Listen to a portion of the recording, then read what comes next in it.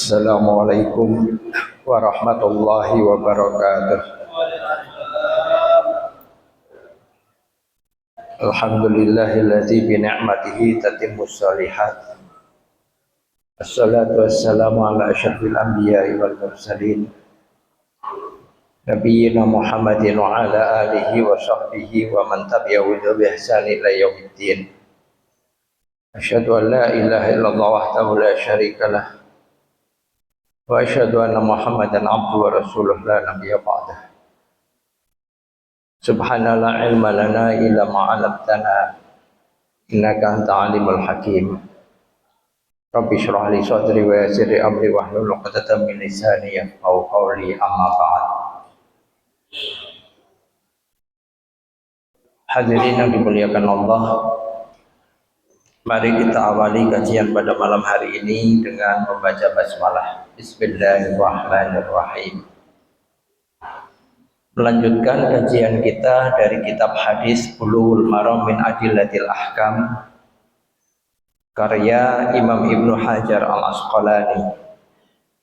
Kita masih berada pada bab tentang al-'itq atau memerdekakan budak, di mana kesempatan yang lalu lebih banyak membicarakan keutamaan memerdekakan budak, bahwa seseorang yang memerdekakan budak maka akan menjadi hijab penghalang dirinya dari ancaman api neraka.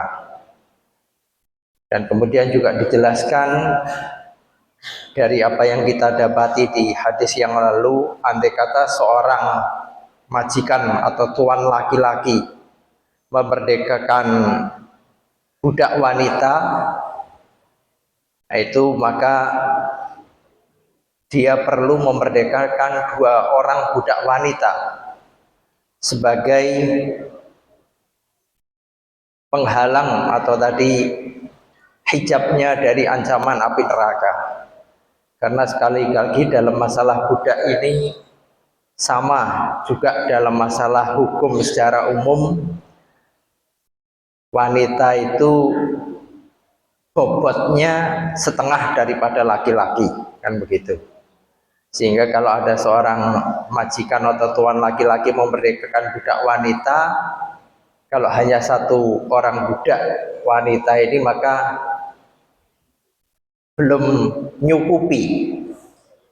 Tetapi kalau ada majikan perempuan memerdekakan 1 budak wanita atau 1 budak laki-laki, maka itu sudah cukup baginya. Ini kemarin hal-hal yang berkenaan dengan memerdekakan budak, dan kemudian memotivasi ketika seseorang bersekutu. Bersekutu itu berkongsi dalam kepemilikan seorang budak, maka dia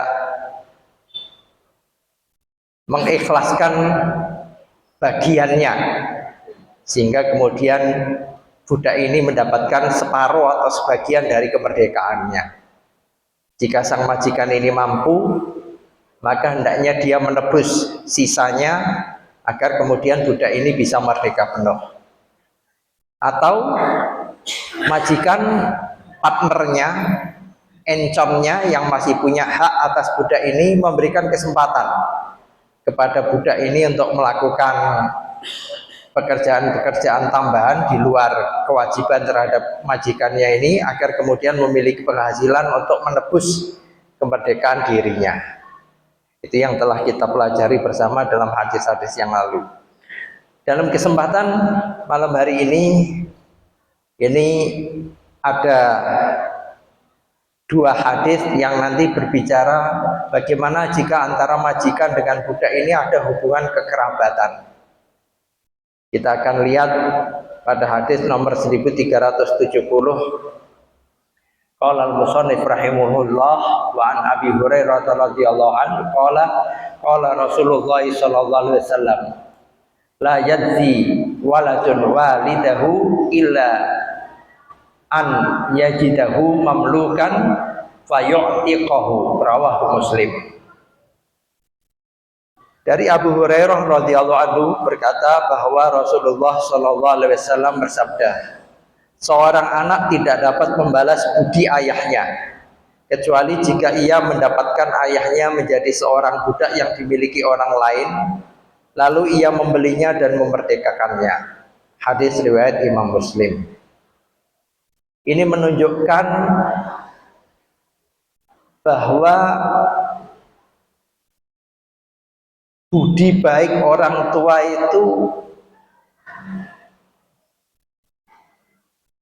sangat sulit untuk dibalas oleh seorang anak. Ada riwayat lain yang agak panjang, yang mana seorang anak ini berbakti kepada orang tuanya dengan dia ngangsukan air, memasakkan makanan, melembutkan makanan, menyuapi orang tuanya, kemudian melayani orang tuanya ketika buang hajat, kemudian ke orang tuanya ketika akan ada keperluan keluar rumah, dia tuntun, bahkan di riwayat disebutkan dia panggul, digendong orang tuanya itu. Lalu orang ini bertanya kepada Rasulullah, apakah saya sudah membalas kebaikan orang tua saya? Nah, di dalam yang riwayat itu disebutkan bahwa belum cukup. Kamu baru bisa membalas kebaikan orang tuamu jika kamu mendapati orang tuamu ini ditawan, lalu dijadikan budak, lalu kemudian kamu menemuinya, membelinya, dan memerdekakannya. Nah, jadi di hadis ini mengandung dua hal. Ya, pertama adalah begitu besar jasa orang tua yang tidak bisa ditebus oleh seorang anak, dan perbuatan yang baru bisa mengimbangi jasa orang tua terhadap sang anak adalah manakala anak ini mendapati orang tuanya ini dijadikan budak. Apa ya enek? Boleh jadi terjadi seperti itu. Orang tuanya pergi berperang, tertawan oleh musuh, lalu kemudian oleh pihak lawan yang menang ini dijadikan budak di sana. Nah, lalu keluarganya berusaha untuk mencari, untuk menebus, atau dijadikan budak di sana, dijual dari tangan ke tangan, hingga kemudian sampai ke daerahnya, sehingga kemudian dia mengetahuinya lalu membelinya. Dan kemudian ini kalau menurut jumhur ulama, jadi di dalam 4 mazhab yang masyhur, mu'tabar, jadi mazhab Imam Malik, Imam Asy-Syafi'i, Imam Abu Hanifah, dan Ahmad bin Hambal. Jadi begitu anak membeli, otomatis langsung orang tua itu merdeka, entah itu ayahnya, entah itu ibunya. Tapi dalam mazhab Dawud Az-Zahiri ini harus ikrar dulu anaknya. Jadi setelah dibeli, anak ini harus mengikrarkan untuk kemerdekaan orang tuanya ini. Gitu. Jadi tidak otomatis langsung merdeka. Ya, tetapi di dalam 4 mazhab ini, ya, maka dia langsung otomatis merdeka. Kenapa? Karena ada kaitannya dengan hadis yang di bawahnya. Jadi 4 mazhab ini nanti selain berbicara tadi tentang orang tua yang menjadi budak dibeli oleh anaknya, itu ada kaitannya dengan hadis yang berikutnya, nomor 1371, ketika antara budak dan majikannya ada hubungan mahram. Nah, kita akan lihat pada hadis nomor 1371, wa an Samurata radhiyallahu an anna nabiyya sallallahu alaihi wasallam qala man malaka za rahimin mahramin fahuwa hurrun, rawahu Ahmad wal arba'ah, wa rajjaha jam'un minal huffaz annahu mauqufun. dari Samurah bin Jundab radhiyallahu anhu bahwa Nabi Shallallahu Alaihi Wasallam bersabda, barang siapa memiliki budak yang masih mahram, ada hubungan sanak kerabat, maka perdekalah budak tersebut. Hadis riwayat Ahmad dan imam yang 4. Para penghafal hadis lebih menilainya hadis ini adalah mauquf. Ini ya hitungannya kita bisa bayangkan, yang hubungan mahram itu orang tua kepada anak, anak kepada orang tua, kemudian saudara, ya, saudara sekandung, saudara seayah, ya apa ya tega, kan begitu ya, secara logika saja apa ya tega, ya, kemudian masih kerabat yang dekat, lalu kemudian dia menjadi budaknya, ya, padahal kita tahu budak itu orang yang tidak punya privasi, tidak punya kebebasan dirinya sendiri. Nah ini, ya karena dia ini menjadi milik majikan sepenuhnya. Nah terus, ya orang tua yang harus dihormati atau anak yang harus disayangi, saudara sekandung atau saudara seayah, ya, apalagi kemudian seayah seibu, ya, kok tega. Nah ini tega kemudian menempatkan, ya, mereka ini sebagai budak yang kemudian tidak, ya, apa namanya,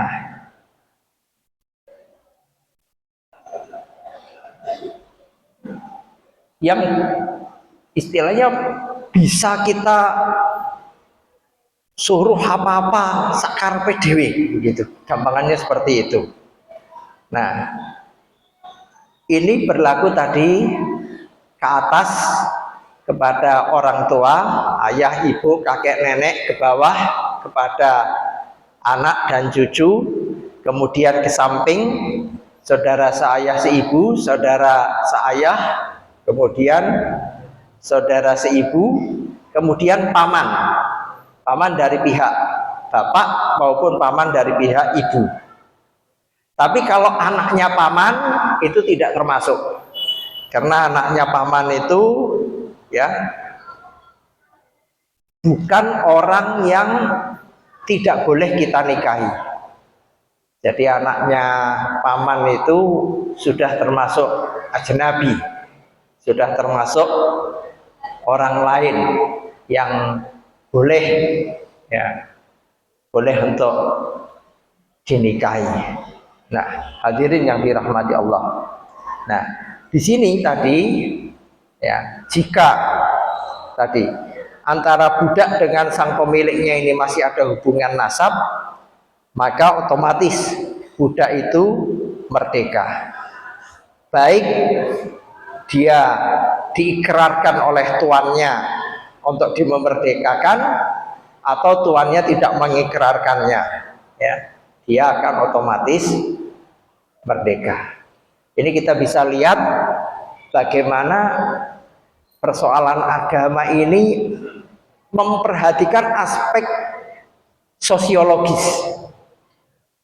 Ini kan kalau ranah ilmunya kan sosiologi keluarga, bagaimana interaksi di dalam hubungan kekerabatan, kekeluargaan, yang mana dalam hubungan kekeluargaan itu kan ada namanya wala, ada namanya kesetiaan atau loyalitas. Kalau cara kita ini kan loyalitas untuk menjunjung nama baik terah atau keluarga besar, ya, bukan hanya sekedar ayah ibu, tetapi sampai paman-paman kita, simbah kita, kan seperti itu. Nah, sehingga agar hubungan ini berjalan baik, ya, tidak menimbulkan apa namanya,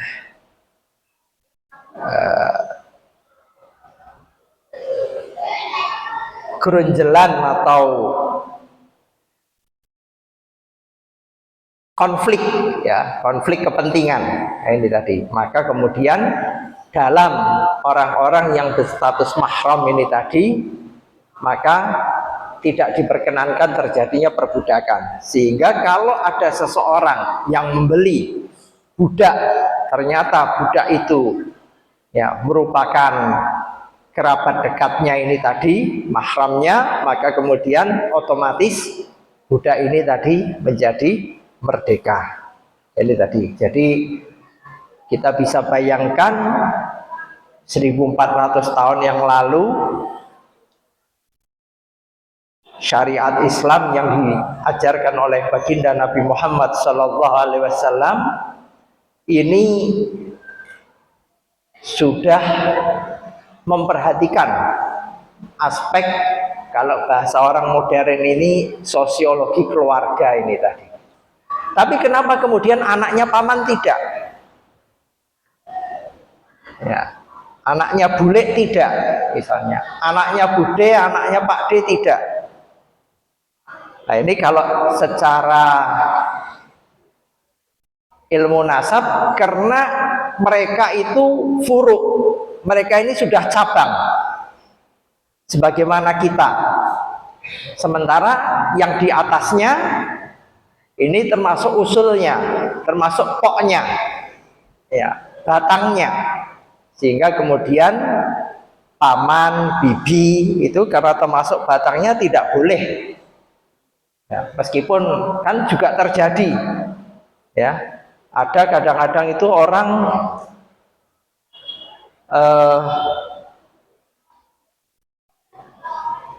bibi sama ponaan umurnya unda-undi meh podo. Boleh jadi karena simbah dulu itu ya apa sampai nikahnya apa muda, sehingga ketika masih muda itu sudah punya anak yang barep. Nah, ketika anak barep itu dinikahkan lalu punya anak, ya, simbah ini masih produktif, ya, masih melahirkan anak juga. Nah, itu ya, sehingga sering juga terjadi antara ponaan dengan paklik atau buleknya unda-undi umurnya itu di masa lalu, ya, karena dulu mbahnya nikahnya cepat kan seperti itu. Kalau sekarang ya sudah jarang kasus yang seperti ini. Nah, hadirin yang dirahmati Allah. Nah, kembali lagi, kemudian hadis yang berikutnya,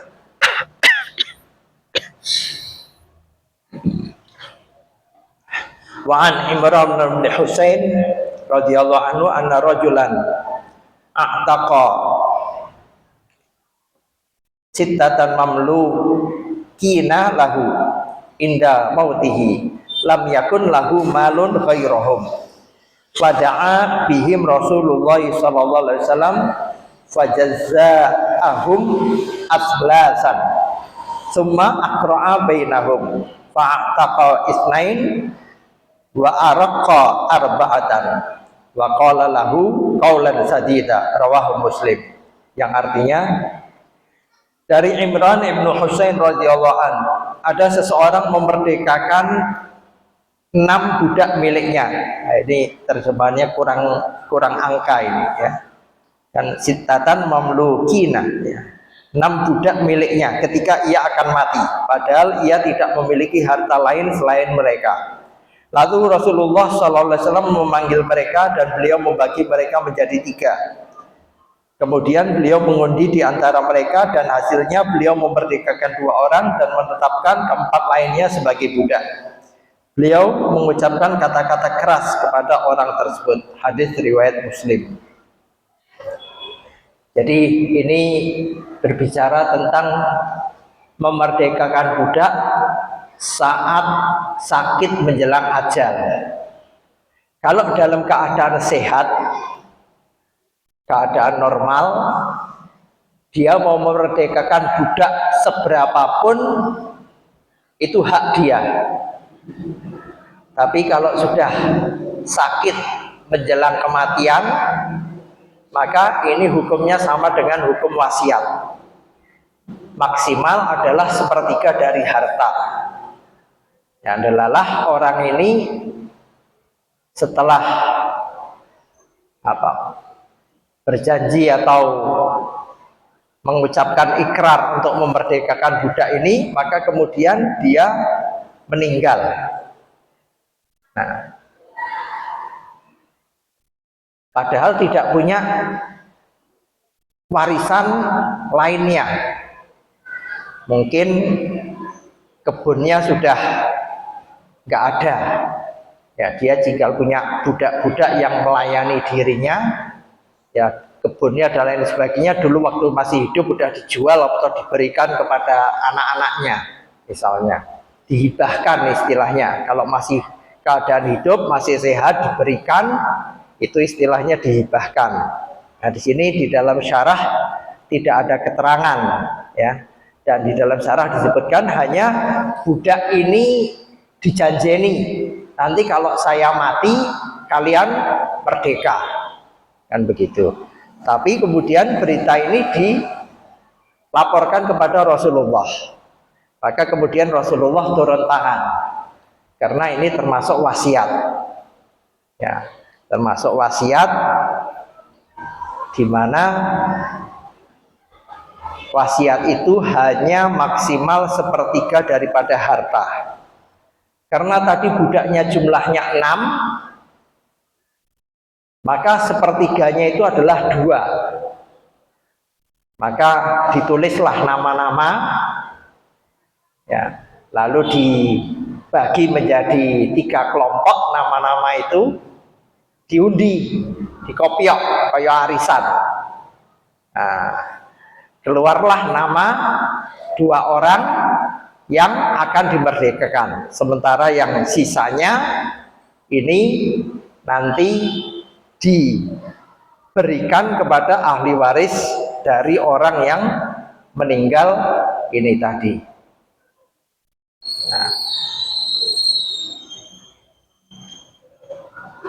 Nah, apa yang dimaksud kemudian di dalam hadis ini dengan kata-kata yang keras kepada orang tersebut?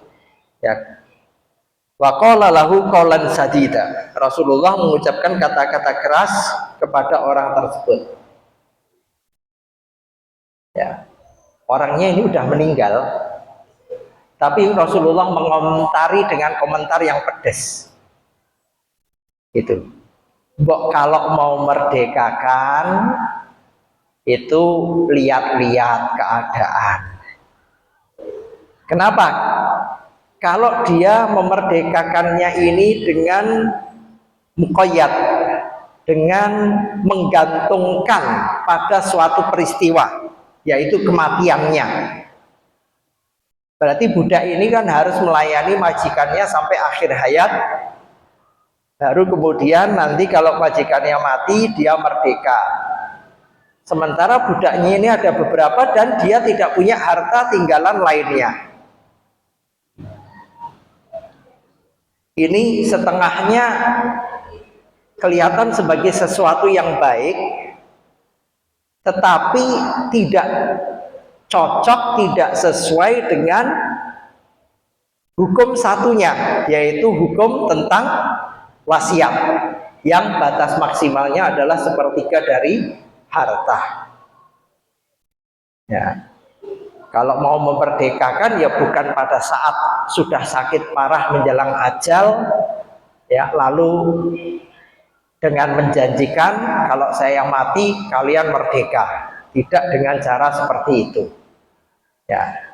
Tetapi ketika masih sehat dia merdekakan, atau dia merdekakan dulu ketika masih sehat satu dia tinggalkan, nanti satu yang akan melayani dia sampai akhir hayatnya ini tadi. Ini agar kalau bahasanya anak sekarang tidak mem-PHP budak, memberi harapan palsu. Iki aku tak melayani sing apik, sampeyan majikanku mati, aku merdeka kabeh rame-rame. Nah ini. Jadi ini kenapa Rasulullah mengucapkan dengan kata-kata yang keras ini tadi.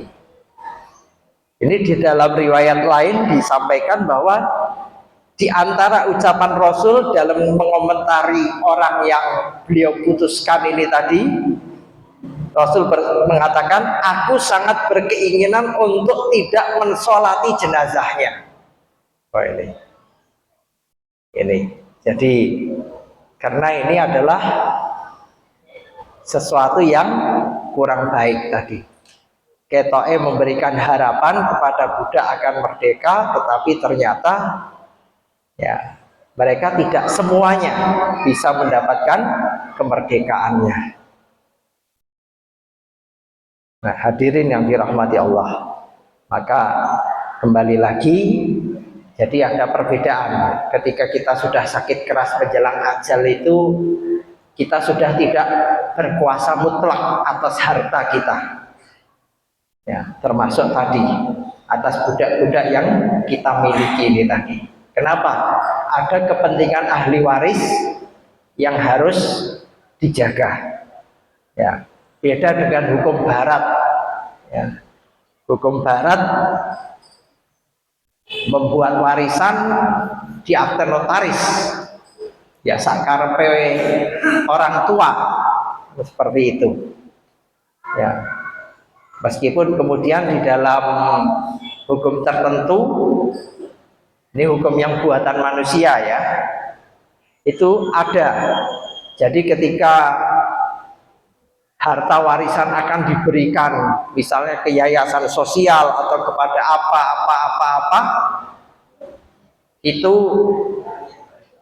ada batas minimal anak 10%. Ini dalam hukum tertentu ada seperti itu.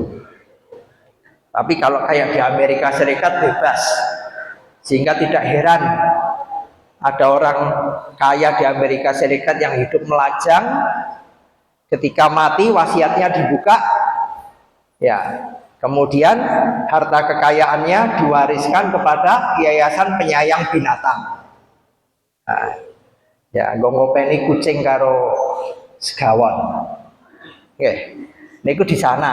Nah, tapi kalau kita, ya, ada kepentingan ahli waris, ya, bahwa mau berwasiat misalnya untuk wakaf, untuk sedekah dan lain sebagainya, tetapi jangan melupakan kemaslahatan daripada ahli waris. Hadis berikutnya, wa an Sufainah radhiyallahu anha qala kuntu mamlukan li ummi Salamah fa qalat u'tiquka wa ashtaritu alaika an tahdima Rasulullah sallallahu alaihi wasallam ma ishta.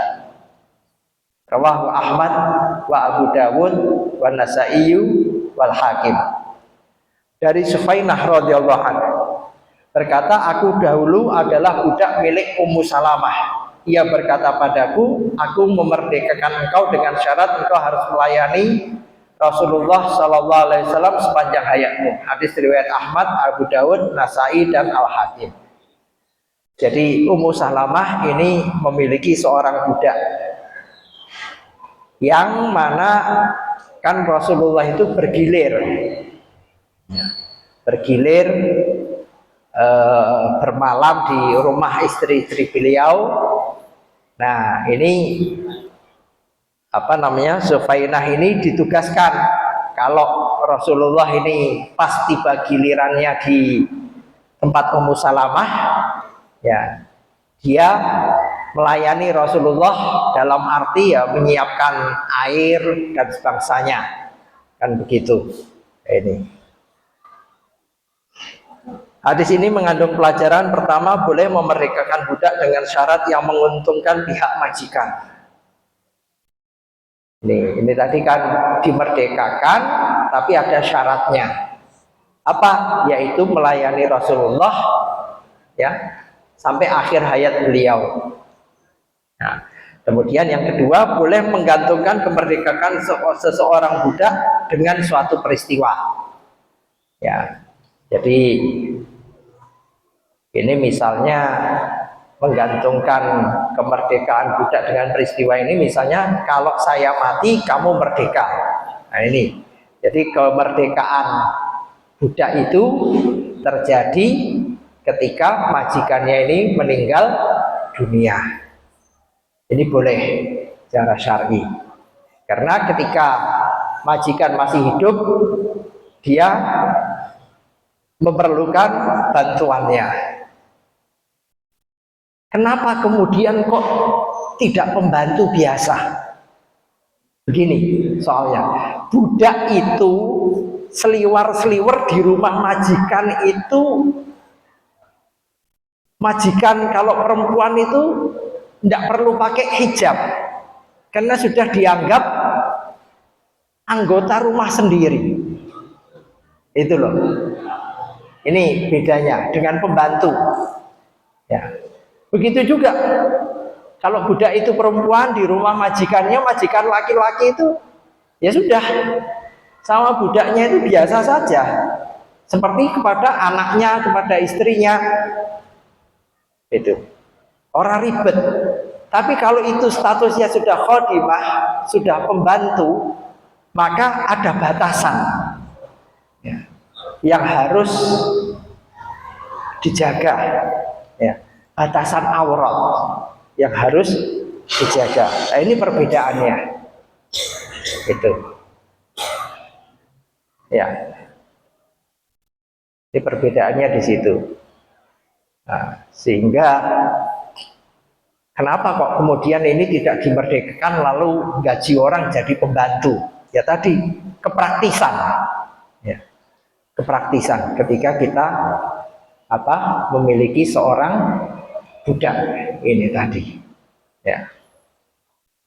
Hadis berikutnya, wa an Aisyah radhiyallahu anha anna Rasulullah sallallahu alaihi wasallam qala innamal wala'u liman a'taqa, muttafaqun alaih fi hadisin. Dari Aisyah radhiyallahu anha bahwa Rasulullah sallallahu alaihi wasallam bersabda, wala adalah milik orang yang memerdekakan, muttafaqun alaih dalam hadis yang panjang.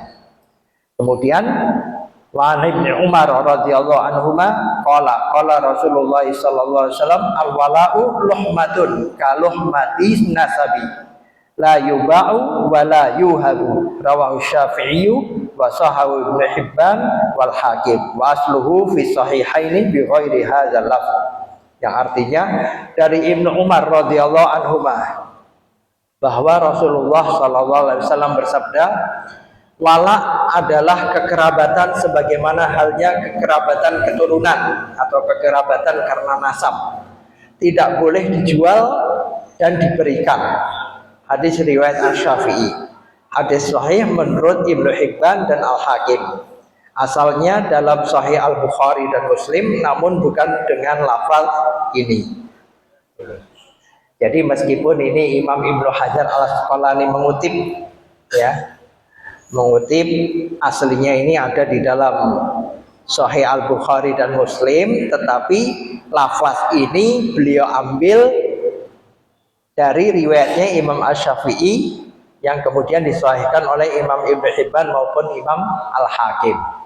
Ini mungkin yang di dalam Sahih Bukhari dan Muslim redaksinya lebih panjang ya, kalimatnya mungkin lebih panjang, sehingga kemudian dipilih yang dalam riwayat Imam Asy-Syafi'i yang dicantumkan di dalam kitab Bulughul Maram oleh Imam Ibnu Hajar, tapi beliau berikan keterangan bahwa hadis yang seperti ini ada di dalam kitab Sahih Al-Bukhari dan Sahih Muslim. Wala, wala itu artinya loyalitas, kesetiaan. Nah, kita di dalam hubungan kekerabatan, di dalam hubungan keluarga, ini kalau di Arab itu ada wala, loyalitas kepada bani, terah. Ketika ada salah satu anggota dari terah itu melakukan pembunuhan, lalu dia tidak dituntut kisos, melainkan dituntut diat, memberikan ganti rugi 100 ekor unta, atau dia melakukan penganiayaan yang mengakibatkan kecacatan, dituntut ganti rugi sesuai dengan kecacatan yang terjadi, bisa 5, bisa 10 unta dan sebagainya, ya. Dan ketika orang ini kemampuannya terbatas, maka disitulah wala, bahwa kerabat jalur laki-lakinya ini tanggung renteng, urunan untuk nebus ganti rugi tersebut.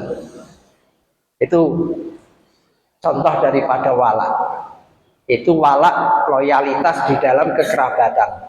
Makanya hubungan garis laki-laki itu sangat diperhatikan di kalangan orang-orang Arab, karena ini berkenaan ya ketika terjadi kasus-kasus terutama yang seperti itu, ya, terjadi pembunuhan dan sebagainya ini tadi. Nah, begitu juga loyalitas dari seorang budak terhadap tuan yang dulu memerdekakan.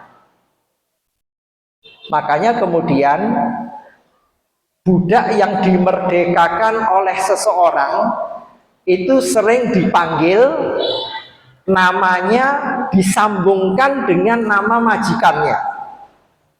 Yang paling masyhur dalam ilmu hadis itu adalah Nafi' Maula Ibnu Umar, atau kalau nama sebutan panjangnya Nafi' Maula Abdullah bin Umar bin Khattab. Abdullah bin Umar bin Khattab punya budak, namanya Nafi'. Lalu kemudian karena budak ini agamanya bagus, kemudian senang dengan ilmu, akhirnya dimerdekakan. Setelah dimerdekakan, dia ya kemudian bekerja, tetapi selalu hadir di majelisnya Abdullah bin Umar bin Khattab untuk belajar, sehingga meriwayatkan hadis yang banyak, ya. Ini yang paling terkenal. Kemudian juga Abdullah bin Abbas atau Ibnu Abbas itu juga memerdekakan budak beliau. Utsman bin Affan itu juga di menjelang akhir hayat beliau memerdekakan budaknya, saya lupa namanya, yang meriwayatkan tentang tata cara wudunya Rasulullah, ya. Itu maulanya Utsman bin Affan. Jadi seperti tadi, Nafi' Maula Ibnu Umar. Jadi Nafi' maulanya Ibnu Umar. Maulanya Ibnu Umar itu maksudnya bekas budak yang dimerdekakan oleh Ibnu Umar. Ini penyebutannya seperti itu. Nah, bagi maula atau bekas budak yang dimerdekakan, dia punya kesetiaan, loyalitas kepada tuan yang memerdekakannya itu. Yang kesetiaannya itu seperti kesetiaan nasab, di mana kalau bekas budak ini meninggal tanpa ada ahli waris, maka tuan yang dulu memerdekakannya ini bisa ngukup warisannya, ya, sebagai asobah, gitu ya, bisa mendapatkan seluruh peninggalannya. Jadi tidak masuk ke baitul mal.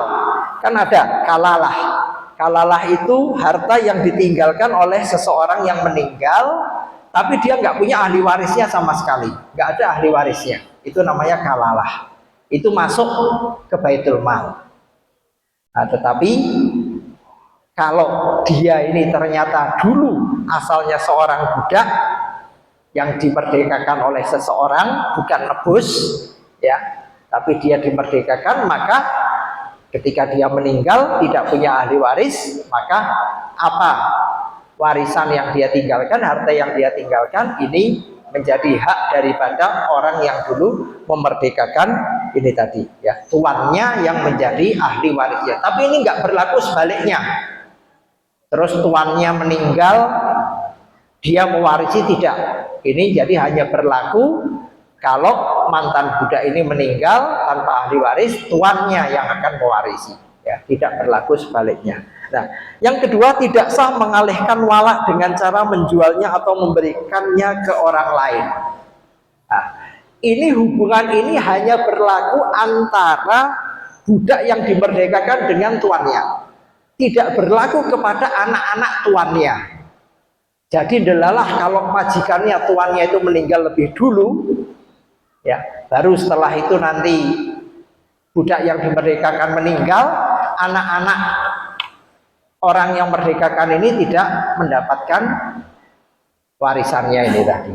Jadi hanya ini, maka tidak bisa dialihkan, tidak bisa dihibahkan, ya, dan tidak bisa juga dijual, ya. Dijual tuh melihat mungkin sekarang budaknya, mantan budaknya sukses, terus merasa wah ketoke aku mati luwih dhisik, wis ngene wae aku dhisik merdekake kae, ya, ki anu wae apa jenenge, aku beri uang sekian, ya. Ya, nanti kemudian kalau dia meninggal, budak itu meninggal, mantan budak itu meninggal, bagian warisan saya dari budak itu PN. Nah, ini tidak bisa. Jadi tidak bisa dialihkan dengan cara dijual atau diberikan kepada pihak lain. Ini hanya berlaku person to person, ya, antara yang memerdekakan dengan yang dimerdekakan. Ini tadi. Ini boleh jadi juga termasuk salah satu yang memotivasi orang memerdekakan budak. Dulu ada orang-orang yang memerdekakan budak karena melihat budaknya itu soleh. Budaknya soleh, budaknya amanah, budaknya cinta kepada ilmu. Ini nek tak merdekakan, ya, dia akan ibadah, dia akan nulis kitab dan lain sebagainya. Saya dapat apa? Bagian pahala jariah. Nah, motivasinya seperti itu, ya. Itu. Kalau budak kan dia kan Pak, terikat, ya, waktunya untuk mencari ilmu, untuk memperdalam, mutolaah, untuk apa namanya mengajar dan lain sebagainya. Nah, dulu di antara motivasi orang memerdekakan budak, ya, macam-macam kan begitu. Selain tadi janji di akhirat, penyelamat dari api neraka, amalan pahala yang sangat dicintai Allah, lalu kemudian ya kalau nanti kemudian budaknya sukses, tidak ada ahli warisnya, dia bisa mewarisi, ya.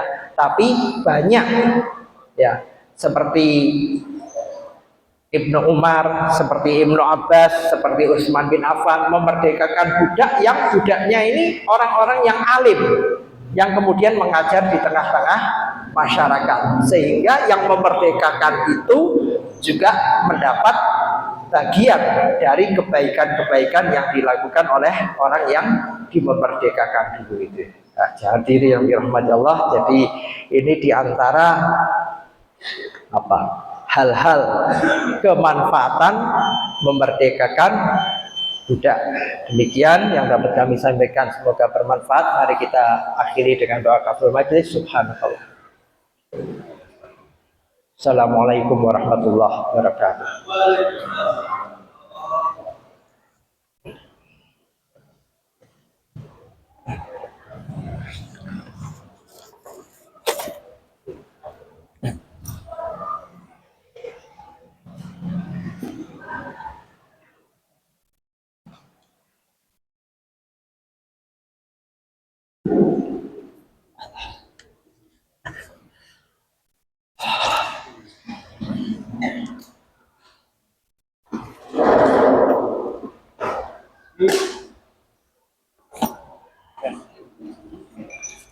Allah